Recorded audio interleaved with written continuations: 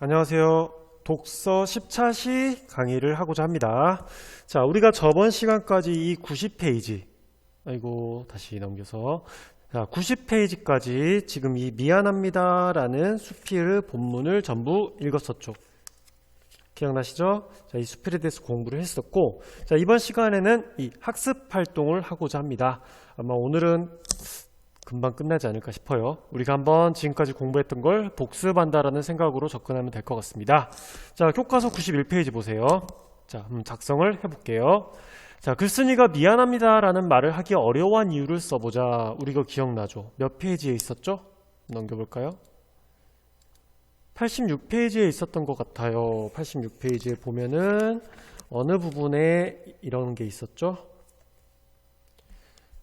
그렇죠. 여기 첫 번째 이 부분, 패배를 인정하고 싶지 않은 나의 경쟁 심리가 그 말을 거부하는 것인지도 모른다.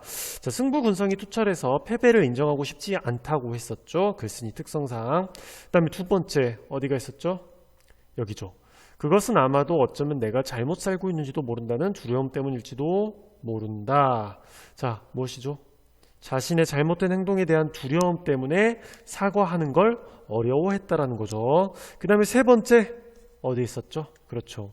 내가 남보다 못났다는 데 대한 열등의식이나 자격지심일 수도 있다. 스스로에 대한 자신감이 부족했기 때문에 미안하단 말을 잘 못했다라는 거. 우리 이거 필기했었죠. 자, 그럼 다시 한번 91페이지 가봅시다.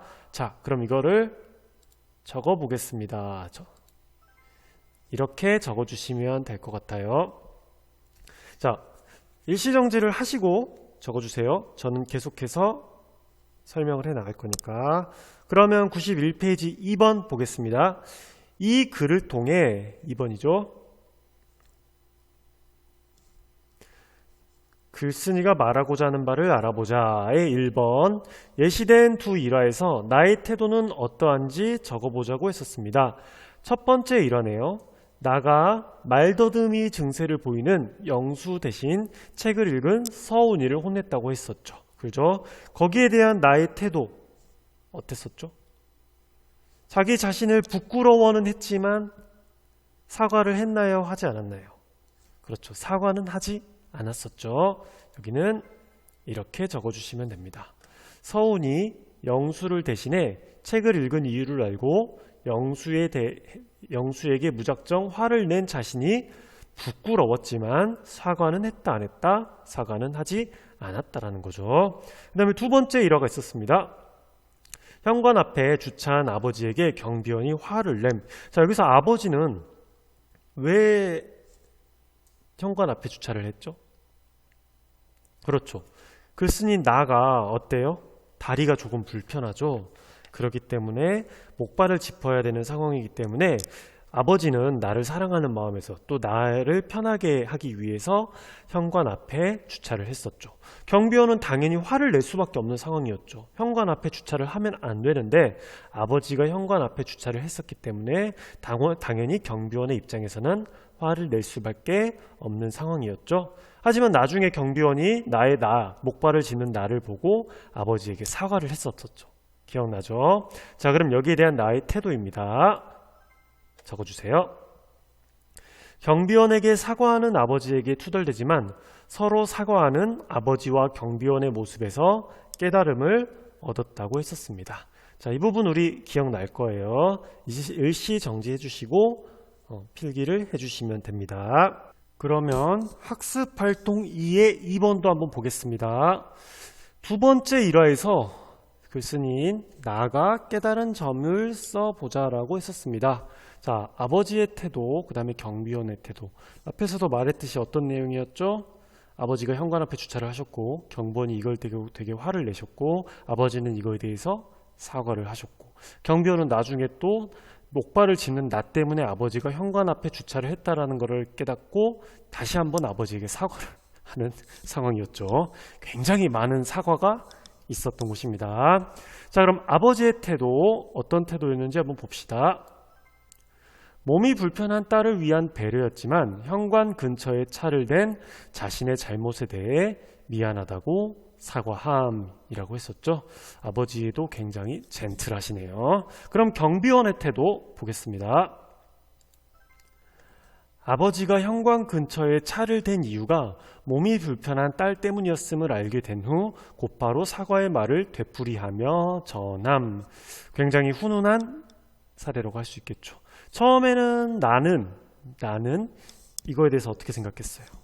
굉장히 이해를 할 수가 없었지만 이 둘의 서로의 사과하는 모습을 보고 깊은 깨달음을 느끼게 됩니다. 자, 일단 여기 적어 주시고요. 자, 이 부분 답을 보겠습니다. 나의 깨달음입니다. 아버지와 경비원의 모습을 통해 자신의 잘못을 기꺼이 인정하는 태도와 상대방의 처지를 이해하려는 마음, 그리고 미안합니다라는 말이 타인과의 관계 형성과 갈등 해결에 미치는 영향력과 가치를 깨닫게 되었다는 거죠. 그렇죠. 선생님도 경험상 그래요. 제가 앞 시간에서 미안하다는 말을 너무 하면은 좀 약해 보이고 그러는 사례도 있다고는 했었죠.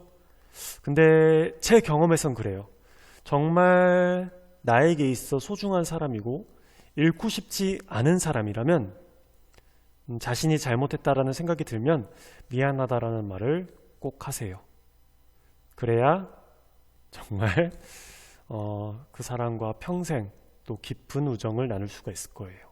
그리고 정말 가까운 친구들에게는 자신이 잘못했으면 꼭 미안하다라는 말을 하세요. 그리고 정말 가까운 친구라면 저의 사과, 여러분들의 사과를 다 받아줄 수 있을 겁니다. 아셨죠? 그 다음에 92페이지를 보겠습니다. 이 글을 읽으면서 공감하거나 공감하지 못한 부분이 있다면 그 내용과 이유를 적어보자. 전형적인 감상적 읽기의 방법이죠. 여기는 또 답이 없죠. 여러분들께서 사람들마다 공감하고 공감하지 않는 부분이 다를 거예요. 똑같은 글을 읽더라도 누구는 공감하고 이 부분에서, 누구는 이 부분에서 공감을 하지 않을 수가 있다는 거니까 이거는 답이 아마 다양하게 나올 수 있을 겁니다. 다만 여기는 예시 답이니까 한번 이렇게도 해석을 할 수 있다 정도만 알아주시면 될 것 같아요. 이거는 답이라고는 할 수 없고 그냥 예시 답이라고 생각을 해주세요. 적으시려면 적으세요. 일시정지하고 적으시면 됩니다. 아셨죠? 자, 93페이지를 봅시다. 자, 5번. 다음 글을 읽고 우리말에 나타난 고유한 언어 문화에 관하여 탐구해보자. 자, 글이 하나 있네요. 상생화용연구소에서 쓴 내 말에 상처받았니? 라는 글입니다. 이 글은 설명문이고요. 우리말에 나타난 고유한 언어 문화에 대해서 설명을 하고 있는 글입니다. 여러분 있잖아요. 자, 예를 들어볼게요. 사례를 하나 들어볼게요. 제가 여러분이 만약에 대학을 갔다고 해봐요. 근데 어떤 남자 선배가 있어요. 근데 딱히 여러분 스타일이 아니야. 근데 우연히 길 가다가 인사를 하길래 그냥 여러분이 그 선배에게 선배 우리 언제, 남자 선배 오빠라고 할게요. 오빠 우리 언제 밥 한번 먹어요 하고 헤어졌어요. 인사를 하고 갔어요. 근데 그날 밤에 그 선배 오빠한테 연락이 자꾸 오는 거예요. 자, 그래서 우리 밥 언제 먹어? 며칠 날 먹을까? 몇 시에 먹을까? 뭐 먹을까? 자, 어때요? 그 선배가 막 그렇게 카톡이 와. 그러면 여러분들 기분이 어떨 것 같아요? 굉장히 당황스럽겠죠? 이 사람 뭐야? 그냥 인사말로 밥 한번 먹자 했더니 진짜인 줄 알고 계속 연락 오네. 아, 정말 싫어. 이러겠죠? 물론 그 선배가 잘생겼다면 좋겠죠. 그러겠죠. 아무튼 이렇게 우리 말에는 이런 언어 문화가 있다는 거. 그냥 인사말 할 때니 밥 한번 먹어요. 이거는 단순한 인사말로 쓰이는 언어 문화인데 이를 지키지 않으면 약간 인간관계에 조금 문제가 생길 수 있다라는 거죠. 이것도 그러한 내용의 글입니다. 자, 그럼 한번 읽어보겠습니다. 성호는 미국에 간 지 얼마 안 된 유학생이다. 성호는 아직도 영어가 서투르고 아는 사람도 많지 않아서 같은 학교 학생들에게 적극적으로 말을 걸려고 노력하고 있다. 그래서 그다지 친하지 않지만 안면이 있는 친구에게 안녕, 아침 먹었니? 라고 인사를 건네었다. 그러죠. 우리는 단순히 아침 먹었니? 라는 인사는 그냥 단순한 인사잖아요. 그냥 안부 묻는 거, 별 뜻 없는 거. 그런데 이 미국인 친구는 어떻게 반응했을까요? 그러나 그 미국인 친구는 의아한 표정을 짓고는 금세 자리를 떠났다. 예상치 못한 반응에 성우는 실망했으나 다시 용기를 내어 두 번째로 만난 친구에게 안녕, 어디 가니? 라고 반가움을 전했다. 그런데 그 친구는 정색을 하면서 내가 어디 가는지 너에게 굳이 밝힐 필요가 없지 않니? 라고 말하더니 휑하니 가버리는 것이었다. 지금 성우가 뭐 크게 잘못한 게 있나요? 우리나라에서 이렇게 했다면은 크게 문제될 건 없는 거죠. 아침 먹었니? 어디 가니? 이거는 그냥 인사잖아요. 하지만 미국에서 이렇게 했더니 굉장히 이상한 취급을 받았다라는 겁니다. 왜일까요? 그렇죠. 우리나라의 언어 문화와 미국의 언어 문화가 달랐기 때문이죠. 어떤 내용인지 대충 알겠죠? 근데 이 부분에 해당하는 굉장히 자세한 사례를 들어주고 있네요. 자, 이렇게 표시해 주세요. 이렇게 표시해 주고 여기다 적어 주세요. 구체적인 사례를 통해서 독자의 이해를 높이고 있죠. 그렇죠? 사례를 들어주면서 독자가 더 쉽게 이해할 수 있게 하고 있습니다. 계속 읽어볼게요. 성우가 친근하게 인사를 건넸지만 친구들은 왜 이런 반응을 보인 것일까? 각 나라의 인사말은 그 민족 고유의 문화나 특성을 잘 반영한다. 우리 문화에서는 안녕 아침 먹었니처럼 끼니를 해결했는지 묻는 것은 예로부터 별일 없이 잘 지내는지를 묻는 안부 인사였다라는 거죠. 그렇죠. 그냥 우리 입장에서는 안녕 아침 먹었니는 그냥 안부 인사죠. 이것도 있대요. 옛날에 하도 뭐 가난해서 옛날에 조선시대나 뭐 이런 시대에는 뭐 끼니를 굶는 일이 많아서 아침 먹었습니까? 이게 정말 안부 인사로서 정말 밥 잘 먹고 오늘은 끼니 안 굶고 잘 지내셨어요? 라는 안부 인사로서 쓰였다라는 겁니다. 그래서 오늘날도 야, 밥 먹었냐? 길 가다 마주치면 이렇게 물어보는 것은 그냥 단순한 안부 인사로 해석될 수 있다라는 거죠. 자, 밑줄 긋고 적어주세요. 오늘도 별일 없는지를 묻는 안부 인사로서만 기능을 하고 있습니다. 자, 계속 읽어볼게요. 우리의 관용적인 인사말을 이해하지 못하는 외국인에게 이런 말을 한다면 자신을 식사에 초대하는 것으로 오해할 수 있다. 그죠? 외국인에게, 미국 사람에게 아침 먹었니? 라고 물어보면은 안 먹었으면 우리 집에 와서 밥 먹어. 식사 초대할게. 로 해석할 수 있다라는 겁니다. 밑줄 긋고 적어주세요. 아침을 먹지 않았으면 함께 먹자는 초대의 의미로 해석한다는 거죠. 누가? 외국에서는, 특히 서양 미국에서는. 자, 우리가 어디 가세요? 라는 인사하는 것도 마찬가지죠. 우리 인사말은 단순히 상대방에 대한 관심을 드러내는 인사일 뿐인데, 자, 이 말은 정말 그 사람의 행선지를 궁금해서 묻는 것이 아니고 관심과 호의를 나타내는 친근함의 표시일 뿐이다. 그렇다는 거죠. 우리가 있어서 어디 가세요라고 묻는 것은. 근데 봐보자. 외국 사람들은 어떻게 반응하는지. 그러나 그 말은 외국인이 듣기에 자신의 사생활을 밝혀야 하는 난처한 상황이 될 수 있으며 더 나아가 왜 남의 사생활을 관여하냐는 오해를 살 수도 있다. 즉 외국인에게는 이게 단순한 인사가 아니라 사생활 침해로 해석될 수도 있다라는 거지. 네가 뭔데 내가 가는 데를 물어봐? 알아야 돼? 이렇게 해석할 수 있다라는 겁니다. 적어주세요. 미국에서는 이러한 인사를, 행선지를 구체적으로 묻는 질문으로 오해한다라는 거죠. 그렇죠. 이 글에서는 이러한 사례를 통해서 우리나라와 외국의 언어 문화가 이렇게 차이가 크다라는 것을 설명을 해주고 있는 거죠. 자, 그럼 이 글의 제재 정리할게요. 이렇게 적어주면 되겠습니다. 갈래는 설명문, 성격은 예시적, 분석적. 특히 이 부분에서 굉장히 사례를 크게 들어줬죠. 그죠? 주제, 인사말에서 알 수 있는 우리나라 고유의 언어 문화. 특징, 인사말과 관련된 해석의 차이를 예로 들며 우리말의 언어 문화를 효과적으로 제시했다라는 겁니다. 그러면 이제 여기 1번과 2번을 한번 적어봐야겠죠. 1번, 이 글에서 알 수 있는 우리말의 고유한 특성을 파악해 보자. 뭔가 뭐인 것 같아요. 뭔가 다른 사람에게, 우리말은 특성상 다른 사람에게 굉장히 관심도 가져줘야 되고 호의를 베푸는 언어 문화가 있다라는 거죠. 자, 이렇게 적어주세요. 우리말은 다른 사람과의 관계를 중시하는 공동체 문화의 특성이 반영됨. 특히 동양 문화권에서 이걸 굉장히 중시합니다. 공동체 문화. 흔히 막 조선시대부터 뭐 마을별로 향약이나 두레라와 같은 마을 공동체 활동이 있었다고 합니다. 그렇기 때문에 우리는 이래요. 나보다는 우리를 중시해요. 좀 개인적인 거, 개인주의자를 조금 안 좋아하는 문화가 있습니다. 그렇기 때문에 언어 문화에서도 어쩐다 나보다는 조금 우리를 중시하는 언어 문화가 더 발달하게 된다는 거죠. 그래서 읽어볼게요. 따라서 구성원들의 조화와 집단을 원만히 유지할 수 있는 관계 중심의 표현이 발달한다는 거죠. 그렇죠.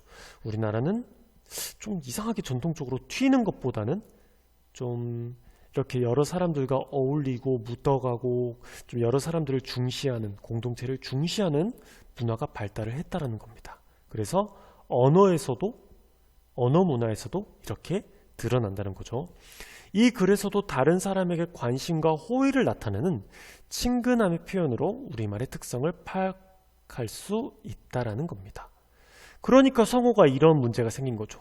성어는 공동체 문화가 발달된 우리의 언어 문화를 가지고 있어요. 근데 이 미국인 친구들은 개인주의거든. 미국은 공동체보다는 나를 더 중시하는 문화야.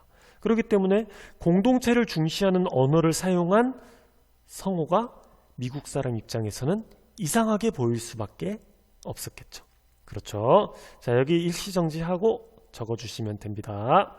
그 다음에 2번 봅시다. 우리말에 나타나는 언어 문화적 특징을 더 찾아보고 이를 더 발전시킬 수 있는 방법을 생각해 보자라고 했는데, 이거 우리 작년 2학기 때 내가 가르쳤던 것 같아. 화법과 작문 과목에서. 우리 언어 문화 특징 내가 뭐가 있다 했었죠? 기억 안 나? 높임법 주로 많이 높임 표현이 굉장히 발달했다 했죠. 우리나라는 높임법을 굉장히 많이 사용하고, 또 뭐가 있다 했어? 자기 자신을 막 뽐내, 아니면 겸손하게 표현해. 그렇죠. 자기 자신을 겸손하게 표현하는 언어 문화가 발달했다 했었죠. 기억나죠? 이것도 같은 맥락으로 보시면 됩니다. 적어주세요.